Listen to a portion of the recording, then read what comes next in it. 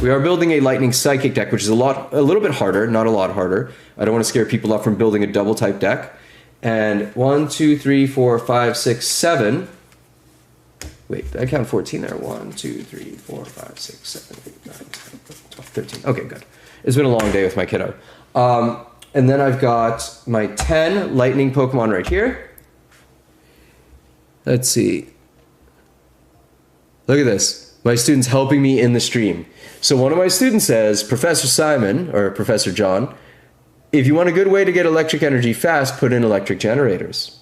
So I'm going to remember that. There's an electric generator card. It's an item card or a Poke Tool, one of them. And then I'm going to put it into my deck so that I can pull lightning energy out really quick. The faster I can power up my Pokemon, the more I can start dishing out damage, the faster I can take control of the board and start making my moves to win. But remember, like I said, as I was saying before, we're building a prototype deck. We're building a rough take. I think a lot of people sit down to build a deck and they say it has to be perfect, or they kind of get indecisive. You need something you can actually test. It's a lot like building a car, and then you need to take it out on the road and then try it. And then you need to figure out what you like about your deck, what you don't like about your deck, and what you don't like about your deck, or what's not working for you, is what you want to be able to change out and then reconfigure with new cards that make it better. The mall was great, Lily. Thank you for asking. It was long, though. It was the first time we actually... So for those of you that don't know, we have a very amazing kiddo, our 5.5-year-old daughter, and she is on the autism spectrum, and she is hella smart, very, very smart. And we are training an autism service dog. So we go to our local mall, which allows dogs, so that we can socialize our dog for the kind of training that she needs. And we can make sure that she's getting ready to pass her public access requirement for her service dog training. So today was the first day we went to the mall and we actually tethered Girly to the dog. So our dog is training to be an autism service dog, but also an anchor dog, which stops kids on the spectrum from running away. So if kiddo starts to run, we tell Violet to sit and she plops down and she becomes a massive paperweight for our daughter. And it is somewhat comical, but also very, very relieving, and really helps reduce my anxiety and keep what's left of my hair in my head. Yes, she is amazing. She's an absolutely amazing kiddo. 1, 2, 3, 4, 5, 6, 7, 8, 9. I have 9 cards here. I want 6. So now what I need to do is make my cutting round. Okay? I'm going to put my Gimme Ghoul down. I like this Drowsy and Hypno. I want to try to keep that in there if I can. I've got a second Gimme Ghoul. I've got my Scream Tail. I've got 2 Scream Tails. This is Sparthus coming out with the Flittle and the Espeon. There's my 6 Psychic right there. So let me show you what Psychics I actually went with. I've got 1 Drowsy, 1 Hypno. If I really like how this card plays, I'm going to up the balance of this and put 1 more of each of these in there so that I can make this more central to my play style of the deck. I've got my 2 Scream Tails, which do 30 damage and 20 damage to one of my... sorry, let me slow it down. Roaring Scream, which is an attack for 2 energy, 1 Psychic, 1 of any color. It lets me do 20 damage to one of my opponent's Pokemon for each damage counter on this Pokemon.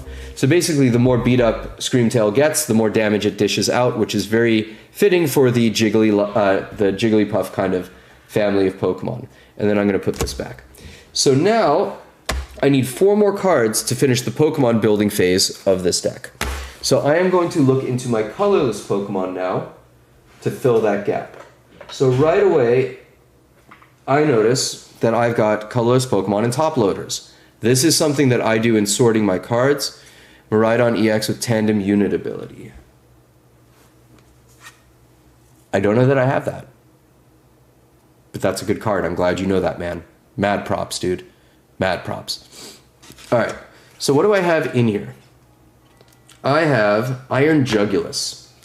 Now, this is not my favorite card, but it has Homing Headbutt. It requires 3 energy, so it's a little bit intensive. And this attack does 50 damage to 3 of your opponent's Pokemon that have any damage counters on them. So that's not bad. It's like Buckshot, basically, but for Pokemon. I'm going to put these down for now on the assumption that I want to use them, but I may not. Okay, so let's throw this back in here. Where's my colorless? What do I have in colorless over here? I've got a Dunsparce and a Drampa. Let's see. So these are a little bit energy intensive, the Dunsparce, Drampa, and Dunsparce. Okay, so I'm going to cheat a little bit and look at my other pile of cards that are supposed to be going to my card shop.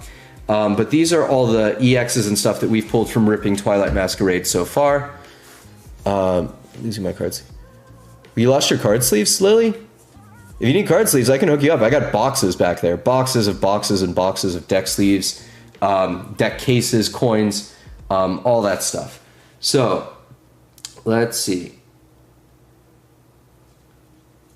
Blood Moon Ursaluna. Beefy, powerful card. 260 health. It has an ability that, and it has an attack. The attack is called Blood Moon, which hits for 240 damage, which is absolutely monstrous. But during my next turn, this Pokemon can't attack. So it's a glass cannon, essentially. Or at least it's going to be missing turns, which I'm not crazy about. But it has an ability here, and it says Blood Moon used by this Pokemon costs 1 energy less for each prize card your opponent has taken. So this is a card that I might keep as an ace in the hole. It's a very situational card as opposed to like a standard play card. And this might come out if I'm really losing the match and I just need to absolutely face roll someone with a hella strong Pokemon. So I'm going to put that down there as a maybe. But I'm going to look through here, see if I've got anything else. Raging Bolt, but that needs fighting energy. Aegis Slash, nope. Needs water. Cofagrigus needs a Yamask. Okay, so this is a powerful card. I may put this in. So this Cofagrigus, I haven't read this before, so I'm going to do this in real time, like I'm seeing this card for the first time. Yeah, Lily, you got to take care of your stuff, Crow. Take care of your stuff. It has an ability. It says Gold Coffin. If this Pokemon is knocked out by damage, let's actually just take this out of the top loader. This is going to go in the deck. Whoops. Hang on, everyone. Okay. So it says, if this Pokemon is knocked out by damage from an attack from your opponent's Pokemon, search your deck for a card and put it into your hand. So you get a consolation prize, basically. If this card's knocked out, I get to go through my deck, find anything I want, put it in my hand, and call it a day. I give up 2 prize cards for it, though, so let's see. Hollow Hands. For 2 psychic energy, put 5 damage counters on your opponent's bench Pokemon in any way you like. Yes, please. Yes, please. This is a good card. Because sometimes I don't want to knock out the active Pokemon. Sometimes there's what I call the Sickly Gazelle. The Sickly Gazelle is the Pokemon that was retreated to the bench that maybe has 20 or 30 health left, and if you can just get that card knocked out without having to be the active Pokemon, you can win your match. I've won plenty of matches that way. People tend to think that once their Pokemon is on the bench, it's safe. It is not a guarantee. It is absolutely not a guarantee. Lily, what sleeves were your favorite? There's a lot of cool sleeves out there. I'm going to put this down here, and I may end up ditching my Hypno and my Drowsy for it. So let's see. So Cofagrigus. And now I need to go back, and this is where I said this is a process where I'm going to go back, and I need to find a Yamask. What's up, everyone? Thanks for joining us on Sunday. Appreciate it. So where was that Yamask? I want at least 2 Yamasks in here to be able to meaningfully use this Cofagrigus. I think it was at the back here. Let's see. Yamask. There's 1 and 2. Great. So now that I'm looking at this Yamask, which is not a card I was considering before, but now that I have the Cofagrigus, the powered up version of this, I want to put this card in. So this card says Ominous Eyes. I put 3 damage counters on one of my opponent's Pokemon. So this is a very natural segue into this. So let's see, I'm going to put those 3 down. I'm going to put these cards back.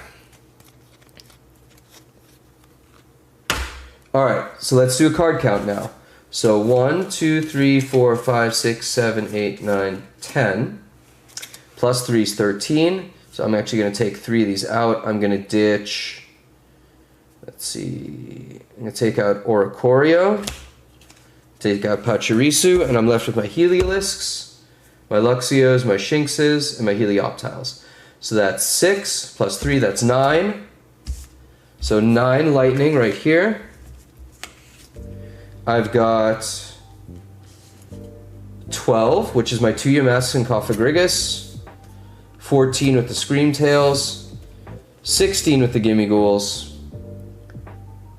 18 with the Drowsy and the Hypno, and again, I'm going to take Ursaluna, and I'm going to take 1 Iron Jugulus just because it's a situational card. And now I'm done with the Pokemon building phase of my deck. So, let me pull these cards out. And now we're going to go on to the last part, and in my opinion, this is the hardest part of building a deck. People are usually way more familiar with the Pokemon on the Pokemon card, so if they see a Charizard, they know, oh, Charizard's super sweet, it's a strong Pokemon. That's going to be great to put in a deck. But admittedly, people are less sure about the trainer cards. And back when I started playing in base set, trainer cards only were trainer cards. There was no distinction between stadiums, items, poke tools, supporters, which is what makes them super OP and broken. So just saying in chat was asking earlier about the set symbols, the FGH. Okay, so if you did not have the set symbols in the standard rotation, you could play old school trainer cards, which were like stupid broken, or they would be stupid broken in the current meta, because you could play as many as you wanted per turn. Whereas now in the current set, when you play a supporter card, you may only play one per turn, and you may not play a supporter card your first turn. So for that reason, that's why we have the current meta. So let's pull these out. Let's just make sure this is in fact 20 cards, because I am a philosophy major and not a math major, despite being a Pokemon professor, and I like to triple check my work. So this should be 20 Pokemon. Let's count them. 1, 2, 3, 4, 5, 6, 7, 8, 9, 10, 11, 12, 13, 14, 15, 16, 17, 18, 19, 20, 21, 22, 23. Fail. So let's do some quick math again. Let's take out Hypno and Drowsy. Do I want to flip for that? Now we're going to take out the Gimme Ghouls. We're going to take out the Gimme Ghouls. Okay, so that goes on the Psychic pile. D, you said, would Iron Hands be good, especially with Electric Generator? Yes, Iron Hands is a very desirable card in the current meta right now. Absolutely. Absolutely. 1, 2, 3, 4, 5, 6, 7, 8, 9, 10, 11, 12, 13, 14, 15, 16, 17, 18, 19, 20, 21. I need to cut one more card. I'm cutting Iron Jugulus. So now I've got one Iron Jugulus, I've got my Drowsy, my Hypno, my 2 Screamtails, Cophagrigus, 2 Yamasks to access that. I've got a Miraidon EX. Now, you may look at this and be like, Sensei, Professor, John, you got like weak cards in here, man. Why are you running like a basic Drowsy and a Hypno? Why a Screamtail? Well, let's say I open packs tomorrow, okay? And I get a sweet, really strong Psychic EX. I'll take these 2 out. These 2 come out of the deck. I've got 2 new open spots to put in my next strongest cards without having to rebuild the whole deck. And that's the way you iterate on Pokemon card building. So this is in fact 20. 1, 2, 3, 4, 5, 6, 7, 8, 9, 10, 11, 12, 13, 14, 15, 16, 17, 18, 19, 20, 21. No, did I count that wrong? 1, 2, 3. Drop a like if you want to see me count this correctly. 1, 2, 3, 4, 5, 6, 7, 8, 9, 10, 11, 12, 13, 14, 16, 17, 18, 19, 20, 21. Iron Jugulus, see you, dude. Okay. So, that was supposed to come out. Perfect. So now, 20 cards. 20 cards. We're at 40. We are 2/3 of the way through our Pokemon deck. So let me clear these cards out of the way, and we're going to build the last phase of the deck now, which is arguably the most important phase. It's the draw machine.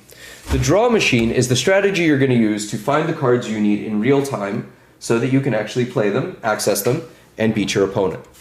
And usually when work is done on a deck, this is where it's done.